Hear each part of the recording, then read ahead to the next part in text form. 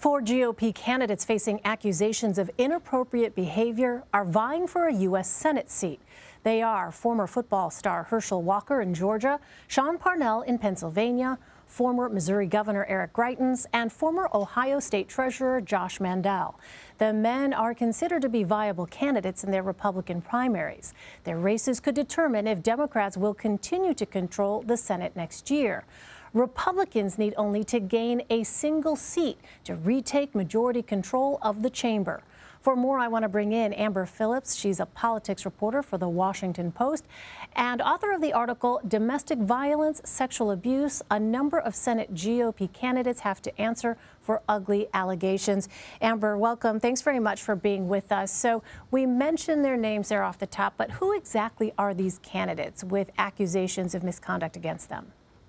Like you said, Elaine, they're all candidates who have a real shot at not only winning their nominations, but becoming United States senators in midterms elections next year.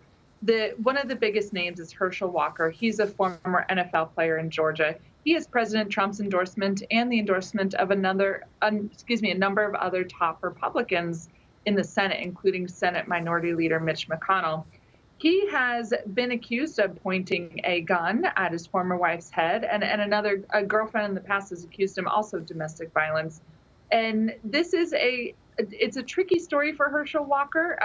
It's obviously not an ideal situation for a Senate Republican candidate, but he has also been someone who has a chance to make a redemption story, according to operatives I talked to. For example, he has written openly about mental illness and how he didn't realize he was struggling with a number of mental health issues at the time that he had made these alleged threats. He also denies one of them to his ex-girlfriend.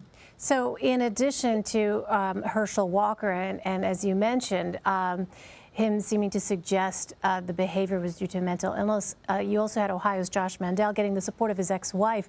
Which of these cases have investigations that are ongoing at the moment? Yeah, right now, I think the one to highlight is Sean Parnell. He is vying for the Republican nomination in Pennsylvania. It's a very competitive nomination, but he has a chance to get it. He also, like Herschel Walker, has Trump's endorsement. And this is a big race for either side to win. It could define control of the Senate, quite frankly. And Sean Parnell is in an active divorce case that's really, really nasty and ugly right now. And his estranged wife has accused him, she went under oath recently in court and accused him of strangling her on a couch and hitting one of their young children so hard that it left welts through this child's t-shirt.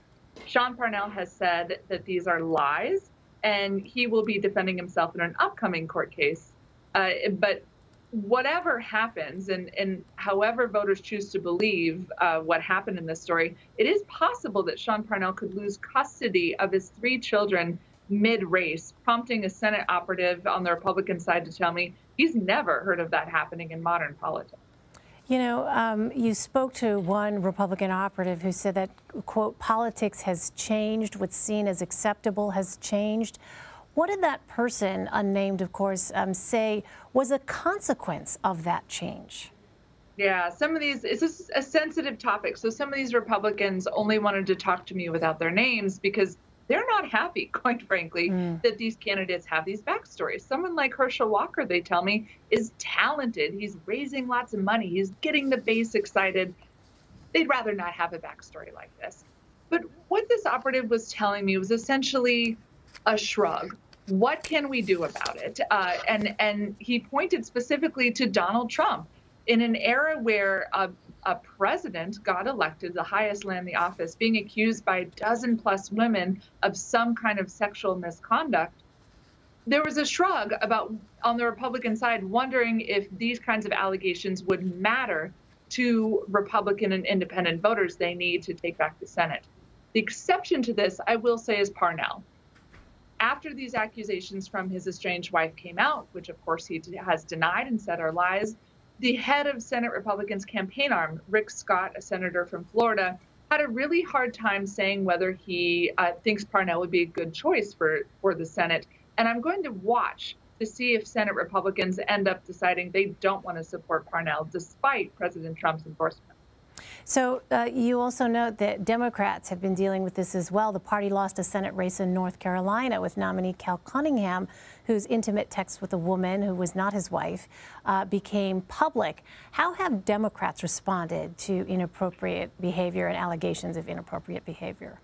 Yeah, I think you take it case by case. The Cal Cunningham incident happened just weeks before the election. And so Democrats I spoke to at the time, again, off the record, behaved, I'd say, similarly to Republicans are now, where they told me, I'm not happy about this, but they did overall stand by him. Of course, he was not actually accused of an affair. He wasn't accused of domestic violence. It was just these rather embarrassing intimate texts, and I think voters and readers could read between the lines of that. So what I heard Democrats at the time was, we're going to support him because the balance of the Senate hangs on the line. But I look at another instance of Al Franken, going back to the beginning of the Me Too movement. This was a Democratic senator from Minnesota, of course, who was a photograph surfaced of him grabbing a woman's breast and smiling about it. And other women accused him of touching them inappropriately. And Senate Democrats, one by one, came out and said, I think he should leave the Senate. And they essentially forced him out, which was a bold, unprecedented move at the time. We'll see how the electorate feels about some of these accusations here next year. Amber Phillips. Amber, great to see you. Thanks very much. Thank you, Elaine.